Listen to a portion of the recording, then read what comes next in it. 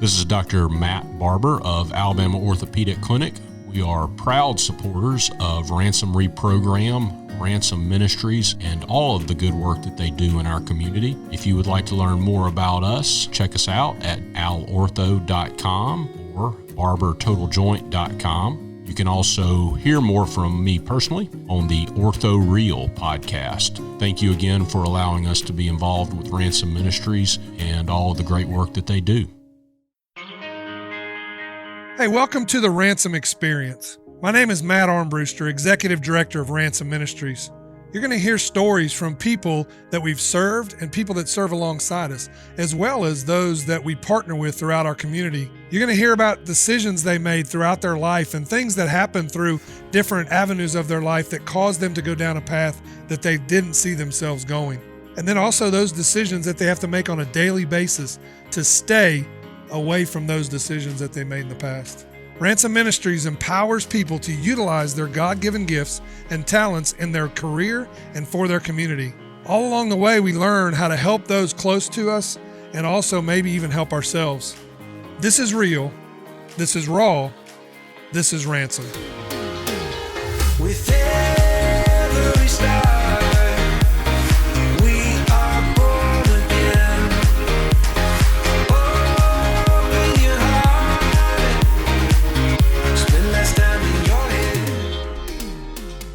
This show is brought to you by Ransom Recycling, your number one choice for electronic recycling in Mobile, Alabama.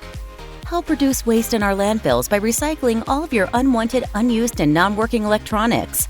Ransom Recycling is a division of Ransom Ministries that is helping to put men and women back to work. Check out ransomministries.com for a complete list of acceptable items.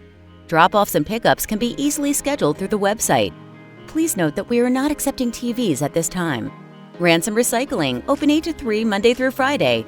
Help our planet while helping men and women re-enter the workforce.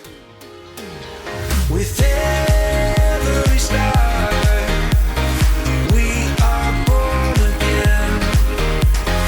Open your heart, spend less time in your head. Hey, welcome to the Ransom Experience, where we talk to people that have been in our program. We talk to different volunteers, and sometimes we just talk. I know last week I talked about my thoughts on my homeless experience, my homeless on purpose. Hopefully y'all like that. If you didn't listen to it, go back and listen to it now. So today I was kind of going back and forth about what I needed to talk about. And I just felt like this is our 11th year anniversary. Actually will be tomorrow, which today is Wednesday. And so tomorrow, Thursday, will be our 11th year at Ransom Ministries. And man, I just get overwhelmed every time I start thinking about those things. And I start thinking about all God has brought us through and the people that have come across our paths. And you know, sometimes it's good just to look back and realize all the times God was in something. So I kind of wanted to go back and kind of walk through that a little bit. Hopefully you don't mind me reminiscing a little bit about what all this has been like. One thing I do know is it has nothing to do with me and all to do with Him. I'll never forget. Well, first of all, I kind of went through some really rough stuff, and I kind of been going back and forth whether I should share that on this podcast, but I kind of want to share a little bit about the time stepping up to Ransom's birth. And, you know, I talk about this in our classes a lot because I think everybody has a story and we need to know this. And so I'm kind of want to tell my story, and it might hopefully benefit somebody out there, but then again, it might not. I don't know. I just feel like that's what I'm led to do right now. So as I go on, I'll tell you a little bit about me. I was raised in a small town in Kansas, Ellis, Kansas. Shout out to all you railroaders out there. And I had family around. I had a really good life. I had a really good family life. I didn't do a lot of church stuff like we do down here in the South. But I had a grandmother that was a prayer warrior, went to church a lot. I just never got into it. I just felt like church was for weak people. I'll be honest with you. I thought it was for a place to go whine about your troubles, because I saw a lot of that. I saw a lot of going to God for things we wanted, and I didn't really care for it. So I went about my life. I played college football at Garden City Community College. Loved football. That was my thing. I was always wanted to play for the Wildcats. That's Kansas State Wildcats, not you Kentucky Wildcats. But I went on to there, and really it kind of fell apart. I got hurt a lot, couldn't stay healthy, and really that was when I realized that was the end of my dream of playing football. So I kind of just didn't really know what my purpose was. I didn't know what I was put on this earth for. I know I wanted to make a lot of money. So I just started working and doing those things. I dropped out of college and went to work, made some decent money, had a good time, and moved around the country, moved down to Pensacola, Florida, where I ran Hooters restaurants for many years, went from city to city and opened up those stores and just kind of lived my life. Got my girlfriend at the time, got her pregnant, and then we had our first child, which I tell them that's the first girl that saved my life. Her name was Tegan, and the reason I went to church that very first time on April 7th, 1996, was because of that little girl staying in a daycare at a local church called West Mobile Baptist. And I went into that church that day not really believing any of the things they were talking about, not really understanding what this whole walk was like. And I'll never forget that day. They did a thing that I had never seen before, an altar call where they asked anybody that wanted to know Jesus could come forward. And it was like almost someone picked me out of my chair. I fought it, but then I'm standing in front of this pastor, and he said, "What can I do for you?" And I said, "I don't know. I just need to change my life." I felt like I had no purpose and no passion, and I just wanted to figure that out. And that day on April 7th, 1996, it was probably around 12 o'clock, I got on my knees and I asked Jesus to come into my life, and he did. So, a lot of people say, oh, there's a lot of brainwashing stuff going on in the church, and yeah, they're just telling you what they, and then I'm going to tell you right now, there ain't no brainwashing happened in my life. I stepped foot in that church and my life was totally transformed on that moment, not with any kind of egging on or anybody telling me I needed it. It was just God coming into my life. And I was sold out for him just like I was sold out for living for the world. I would tell anyone about him. I became really obnoxious. I became this person that told everybody they was going to hell unless they got right with God. And I became the person that I really probably didn't want to be. And I turned a lot of people away. I'm sure my family thought I was in a cult and they thought that I was brainwashed or whatever it might be. I can't put words in their mouth, but I know that I wasn't. It was kind of like, I don't know. Why didn't anyone ever tell me about this? I was so excited to find this Jesus that forgave me and understood me and all these things. I didn't even know the story of really Jonah and the whale. I started reading my Bible and it started opening up. But then I realized, what I really need to do is just live my life, work on my relationship with Jesus and walk with him. And that's when things started really transforming. But then my whole world fell apart when I found out that my wife at the time no longer wanted to be married. I wasn't the best husband in the world. I'm going to be honest with you. I probably worked too much and wasn't a good communicator and didn't do the things I was supposed to do, but she decided she wanted to move on. And we had two small children at that time. We had our second one. Her name is Shelby, and I love her, both of them very much. And they were, my everything. And then she was pregnant with our third child, which when she was born, her name was Michaela.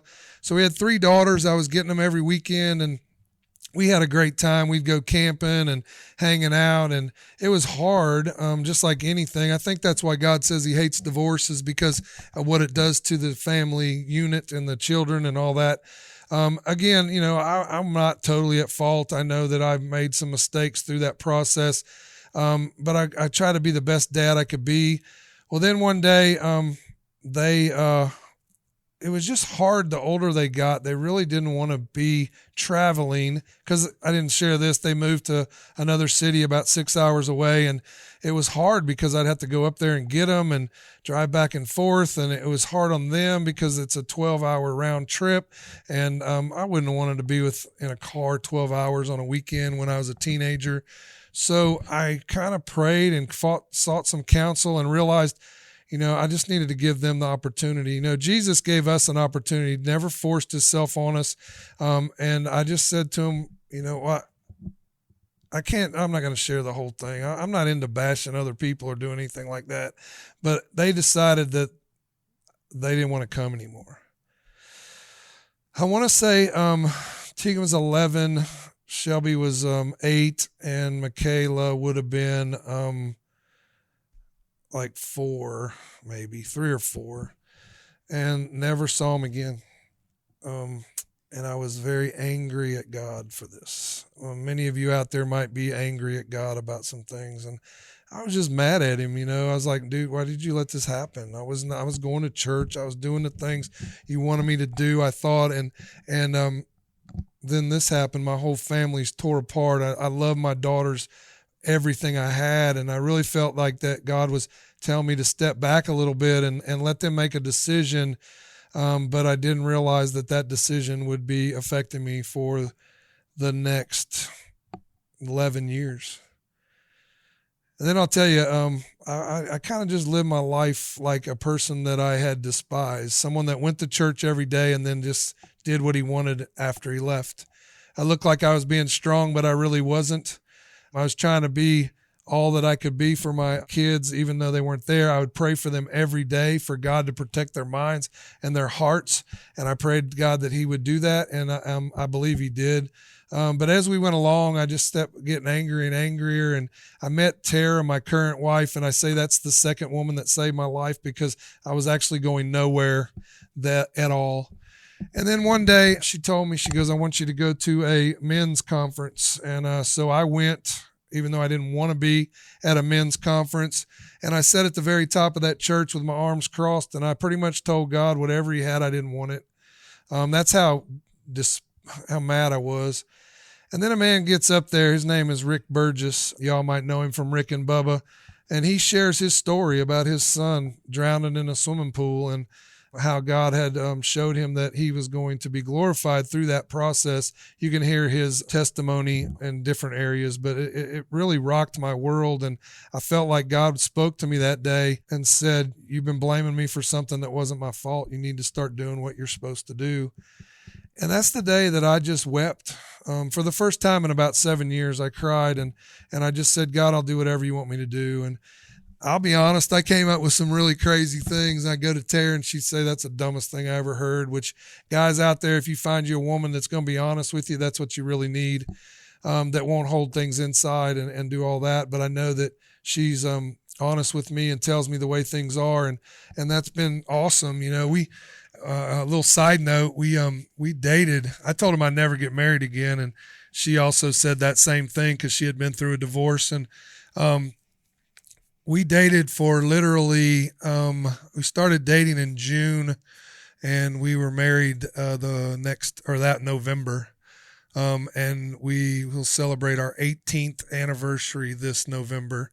So a lot of people thought we were crazy and all that, but you know what? I've been crazy my whole life. But anyway, back to the story. So as we were going along, I was just trying to seek God and say, what do you want me to do? And, I was in the restaurant business for many years, so it was just natural that God knew he could get me to do something. So he gave me this idea of a cafe that anybody could come into. There was no prices on the menu, and you would just put whatever you could in a box, a donation. If you couldn't put anything, then you would just work. You would wash dishes, sweep floors, run food, whatever it was. And it was for people that were in need, people in poverty, not just homeless, but just people in poverty, whether that be relational poverty, and there is a difference, or whether that be just material poverty or spiritual poverty. So I went to Tara that day, and I'll never forget, I was thinking, man, she's going to tell me this is the dumbest idea. But I went to her and I said, I think I have the idea what God wants us to do. And when I told her, she said, that's what we're supposed to do. And he's been giving me this scripture, Matthew 20:28, that said, Jesus did not come here to be served, but to serve and give his life as a ransom. And so that day she said, and I think it's supposed to be called Ransom. So we called it Ransom Cafe. Well, I don't know about you guys, but you can't just quit your job and start doing a ministry. So I started praying, how's this going to work? How are we going to do it? And about that time, I got a phone call from a guy in Washington State. And he said, I got a job for you if you want it. And I was like, I'm not going to Washington State. And I go home and again, I tell Tara, I said, man, you wouldn't believe this. This dude called me and said I had a job for me in Washington State.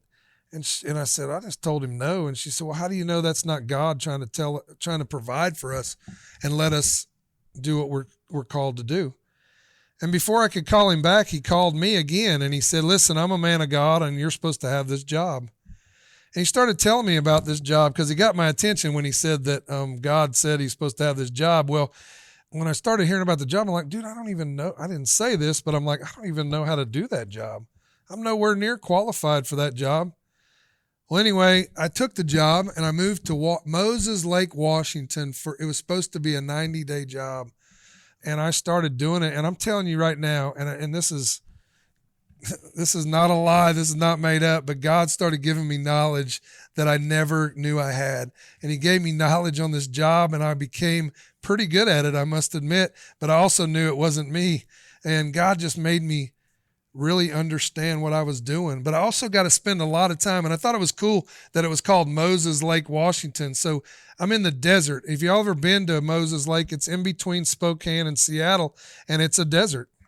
So God sent me to the desert, which is kind of cool because I remember another person, Jesus, who he sent to the wilderness before he went on his ministry.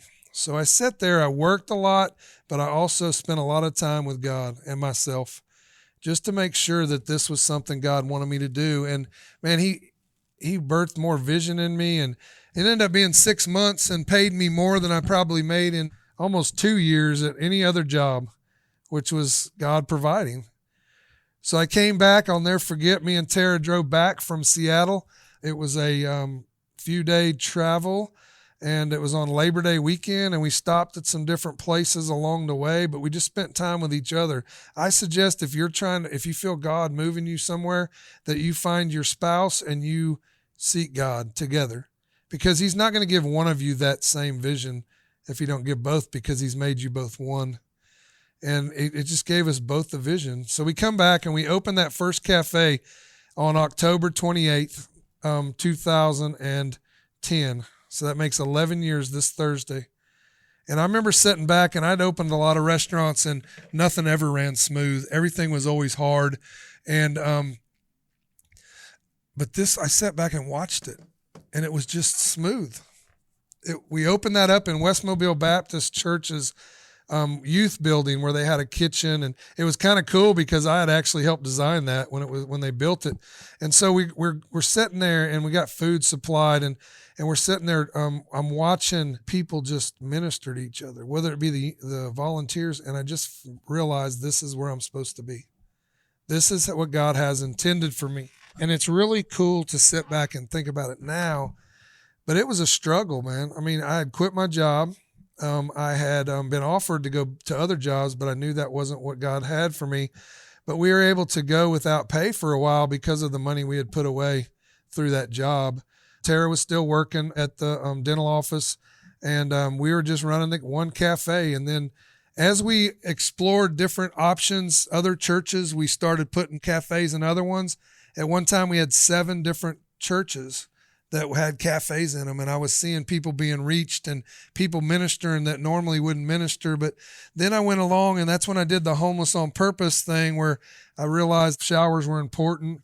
So we built that trailer, the washer and dryer shower trailer, and used that to help people as well. But it also opened doors for me to talk to people and get to know them. As you can see, when God's giving you a vision, it might not be the whole thing. He just wants you to step out. He just wants you to do it. Many times we say, oh, I'm just waiting on God to show me what to do. He's already showed us what to do, and it's love people. and you start loving people, maybe go get involved in another ministry, maybe go volunteer somewhere, the more you do that, the more he's going to open doors for you to do what you were called to do. And, not everybody's called to start a ministry. Not everybody's called to start a new program, but everybody's called to love everybody. And so that's what you should start doing. That's what I did. That's what I did when I had my restaurants, and that's what I did. I remember, doing scriptures when I had Matt's Rib Shack, the barbecue restaurant, and I'd put scriptures on the walls, and I would help people, feed people for free and do all those things. But those were the steps it was taken in order to be all that God had called me to be. And I feel like that's what we have to do, is we have to just step out. Whether that be through the business that we're operating right now, we're working at, is just be who God intended you to be. Be who God made you to be and help people. So anyway, so we started that, and then, as we went along, we started Ransom Reprogram, and that was a whole cool thing. I'll tell you a really quick story. Mr. Bill had Bill Robinson. We were at the hangar one day, and I had these Chick-fil-A booths that I had donated, and they were stacked up in our garage. And Tara was like, "You need to get these out of here. We can't even hardly walk in our garage." So I was telling Bill that story, and he said, "Hey, I got this place up in Chickasaw that I had an old tire shop, and you can store them up there until we actually get, you get somewhere to go with them." Because I thought we'd been giving them for a cafe. Well, we come out here to unload them, and when I walked in the building, I just knew this was supposed to be ours. I didn't know what for. I thought it was for a cafe because it was set up. We had the booths and all that. Well, the more that I started looking at it, I felt like God moving on me. This is going to be a place that we can train people to work, so they don't need the cafes, and they don't need the shower trailer.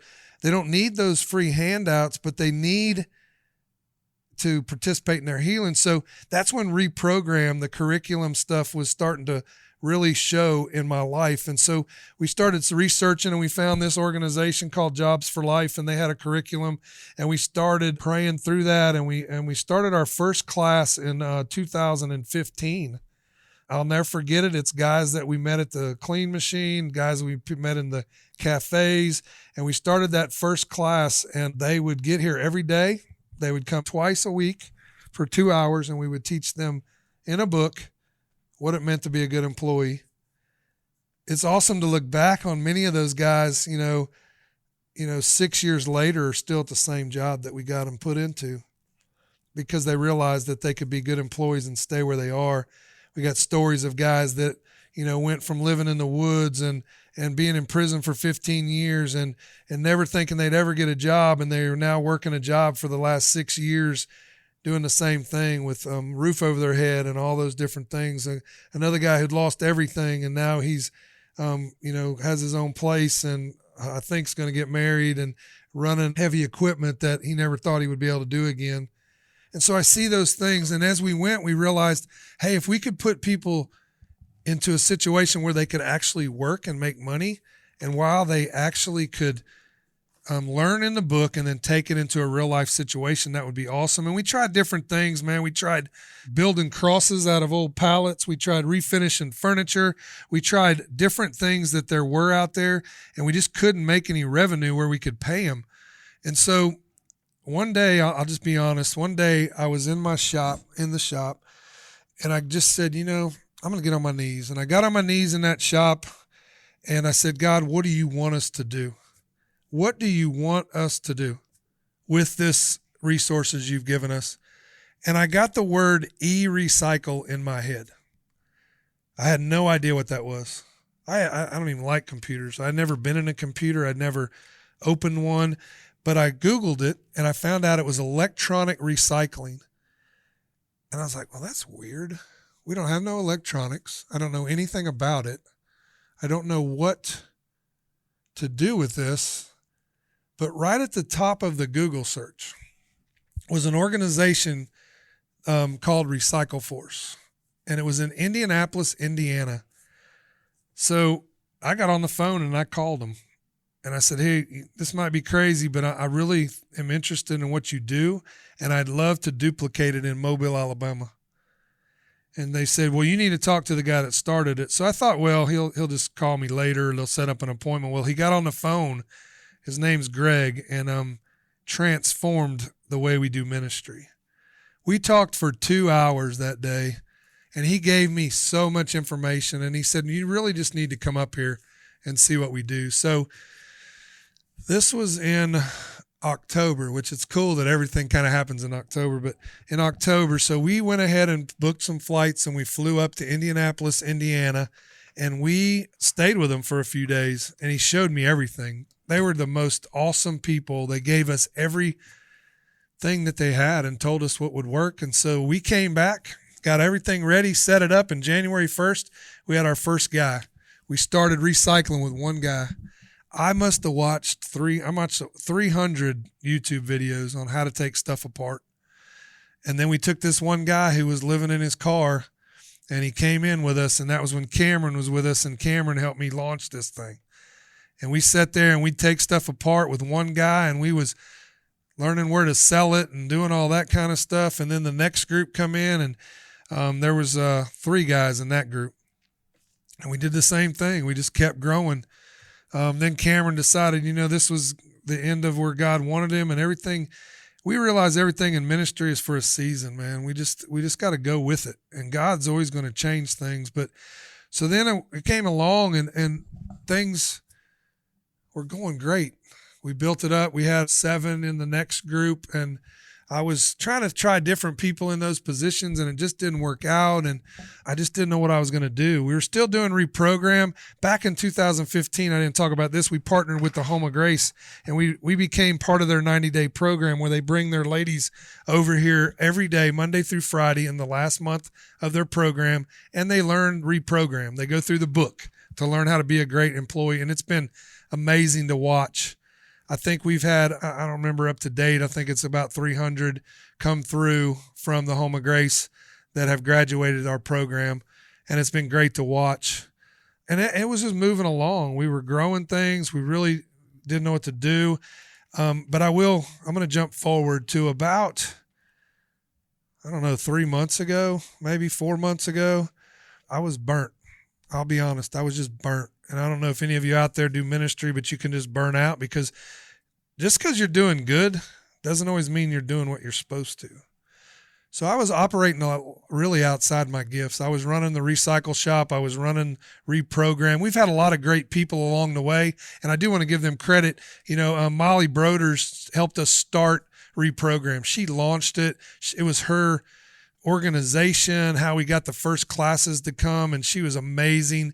But then, her time came up, and it was a season, and she's moved on, and I value what she did for us. And then Jill Gentry had been here with us, and she helped organize us and get us on a platform and get our website straight and just be a great avenue in the cafes. And Morgan Scott, the same way, ran cafes for us and was with us, and they moved on to other things, and I'm so proud that they were part of what we did, and I couldn't have done it without them as well. And then all the different churches, because I can go back, and we've handed those cafes off to the churches, and the churches are taking them and running them. There's 6 of them still available for serving people in their community, and I think it's transformed the way their church serves and the things that they do. So I'm really excited about that. But then as we kind of move forward with the recycling and the Reprogram and trying to balance all those different things, I just got to the point where I felt like I was doing all right, but we weren't doing excellent. I was just kind of waiting for the day to be over. It was almost like I was in the middle of the woods and didn't know which way to go. I couldn't hear God. I couldn't hear the direction he wanted me to. And it's because I was so in it, and I was operating outside of my gifts. Because I'll be honest, I feel like God's gifted me to be a visionary, someone who visualizes something and then try to find people to carry that vision out. But I was trying to carry the vision out, and I'm just not good at that. I'm just not good at the organization part. I'm just not good at keeping the thing rolling. So I just started praying that day, God, I got to have people. If this don't work out, we're going to have to shut everything down. And yeah, we've done some good things, but I don't feel like we're done yet. And then along comes an old friend of mine who I've done ministry with for years, and his name just kept coming up from all different types of people, and that's Sandy Delchamps, who you've heard from in one of our podcasts. And I said, man, would you be interested in coming alongside with me and running some of this program? And He jumped right on it. He's now our director of social enterprises. He's taken the recycling to another level. He's done a great job in the short few months that he's been here. And then I started thinking, well, I need someone to run Reprogram. And then it's happened again. This name just kept coming up, and her name was Angela. And she actually went through the program back in 2018, 3 years ago, with the Home of Grace. So she went through Home of Grace. She's graduated. She's really just been seeking God on what she wanted to do. And I felt like she was supposed to be the person to take over Reprogram. And so I went to her and I said, hey, would you be interested in doing this? And she did. She even, in her own words, you heard from her in one of our podcasts where she just didn't think she could do it. But many times, God calls us to do things that we can't do. Like the job that I had in Washington. I couldn't do that. And he called me and I couldn't do it. But I did it because he gave me the power to do it. So we use that as an excuse a lot of times, as, I just can't do that. I'm not equipped for that. I don't have the skills for that. But I'm going to tell you right now, I see God use people without skills better than the ones with. And so she came on too, and she has taken Reprogram to another level. I think all our volunteers will agree that it is run so much better than when I was trying to run it. Same with the recycling. So what I realized through that is that we all have our place in this kingdom. We all have our place in ministry. We all have our place that he wants to use us, and we all got to operate in that. We got to stay in our lane. We got to do the things we're supposed to do. And so I've learned through that is that my place is above the ministry, kind of seeing it from my pilot friend, John Pack, tells me you got to see it from 30,000 feet. Because once I kind of got those involved in this and started working it, and they just started doing what God created them to do, I stood up and I kind of watched it from 30,000 feet, and God started speaking to me again. Vision, ministry, speaking, going out and telling people what we do, sharing the vision of serving other people and getting people excited about serving those in need. And I think that's my calling. My calling is to go out and just cast vision and also start expanding what we're already doing. We started the staffing company, and that's going really good. And we just opened a thrift store, and that thing's going to do awesome. Y'all need to come out and shop. Bring us your new or almost new clothes. We have some great things in stock out here. Come out. We're going to be open Thursday, Friday, Saturday from 10 o'clock till 4 o'clock. We'd love to have you shop. This is another training tool for our ladies and the people that are coming to our program. And also it will be a time for them to be all that they're called to be. So I hope that you will understand kind of where I'm coming from. I kind of wanted to share those stories so you knew kind of where Ransom came from. And mostly, I just want you to see that you don't have to have it all figured out to do what God called you to do. Just make that first step. My first step was understanding that God was in control and that he had nothing to do with the hurt in my life.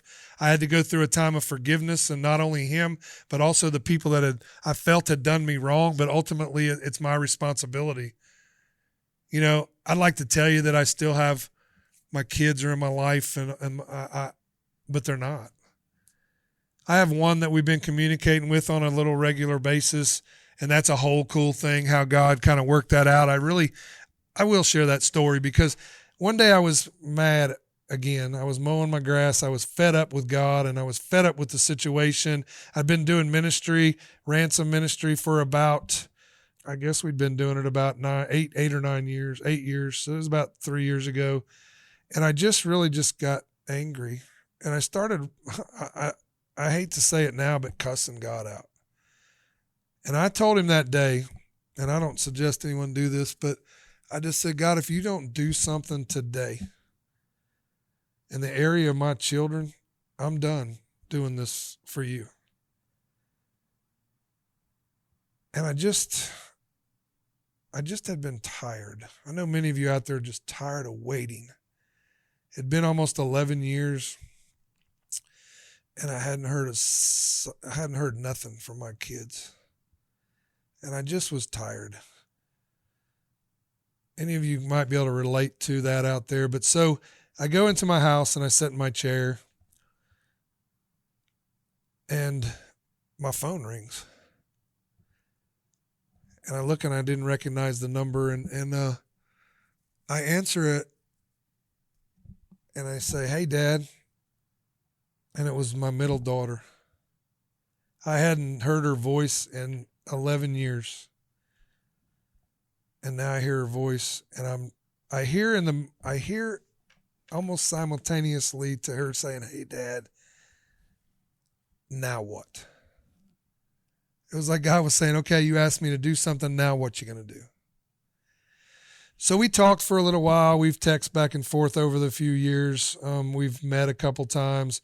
I really hope she understands how much I love her and I care about her. And I know there's a lot of hurt and a lot of untruthful things that are out there. And I hope God will reveal the truth one day. But ultimately, I've had to find out that my oldest daughter was married on social media. And I haven't been able to have contact with them. But you know what? Instead of dwelling on that, I'm just going to move forward. And I know God will honor that. And I believe one day, and that's my mantra for my kids, one day God will reconcile what the devil meant for harm and what evil had tore apart. He will reconcile that to me. And I believe that. He's already done it with one of my daughters to an extent, and I believe he'll do it the other ones. I hope they listen to my podcast and how much I care about them, and I know that they've heard a lot of things about me that some might be true, some aren't true.